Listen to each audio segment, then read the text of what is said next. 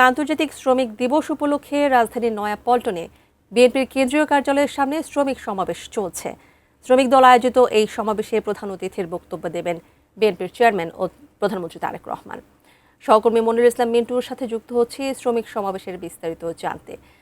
সেটি আনুষ্ঠানিকভাবে এখনো শুরু হয়নি, তবে এরই মধ্যে কিন্তু বিএনপির বিভিন্ন পর্যায়ের নেতাকর্মী থেকে শুরু করে শ্রমিক সংগঠনের নেতাকর্মীরা তারা নয়াপল্টনে বিএনপির কেন্দ্রীয় কার্যালয় এবং এর আশেপাশে স্লোগানে মিছিলে মুখরিত করে রেখেছেন এবং আশা করা হচ্ছে যে 2:30টার দিকে আনুষ্ঠানিকভাবে এই সমাবেশ সেটি শুরু হবে এবং যেখানে বিএনপি চেয়ারম্যান প্রধানমন্ত্রী তারেক রহমান প্রধান অতিথি হিসেবে বক্তব্য রাখবেন এবং বলা যায় যে নির্বাচনের পরে ঢাকাতে প্রথম বড় সমাবেশ বা শোডাউন সেটি আমরা বলতে পারি, কারণ নির্বাচন পরবর্তী সময়ে কিন্তু বিএনপি সেই আনন্দ মিছিল বা র্যালি সেটি করেনি, কিন্তু আজকে আন্তর্জাতিক শ্রমিক দিবস উপলক্ষে এই নয়াপল্টনে বিএনপি কেন্দ্রীয় কার্যালয়ের সামনে আয়োজিত এই সমাবেশ থেকে শ্রমিকদের কল্যাণে কি ঘোষণা করা হয়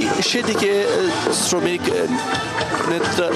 নেতৃবৃন্দ তারা অপেক্ষায় আছেন। যদিও গত কয়েকদিন ধরে এই শ্রমিক দিবস উপলক্ষে মে দিবস উপলক্ষে যে সমাবেশ সেই সমাবেশকে সফল করার জন্য দফায় দফায় বিএনপির বিভিন্ন পর্যায়ে নেতাকর্মীরা তারা বৈঠক করেছেন, যৌথ সভা করেছেন এবং আজকের দিনটাকে সফল করার জন্য। এবং সেক্ষেত্রে বিএনপির নেতৃবৃন্দ তারা বলছেন যে দীর্ঘদিন ধরে শ্রমিকদের মজুরি কাঠামো ঠিক না হওয়া, আউটসোর্সিংয়ের মাধ্যমে নিয়োগ এবং শিক্ষিত যুবকদের জন্য কর্মসংস্থান না হওয়ার ফলে এই আজকের এই শ্রমিক দিবস বা এই সময়টি বিএনপি সরকারের জন্য বড় এক ধরনের চ্যালেঞ্জ।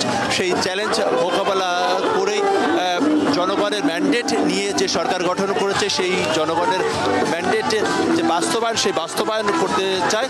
তো এই মুহূর্তে নয়াপল্টনে সাসাসের আয়োজনে যে সাংস্কৃতিক অনুষ্ঠান সেটি অনুষ্ঠিত হচ্ছে এবং এরই পাশাপাশি বিএনপির বিভিন্ন পর্যায়ের শ্রমিক সংগঠন থেকে শুরু করে ঢাকা মহানগর উত্তর দক্ষিণ এবং আশেপাশের বিভিন্ন জায়গা থেকে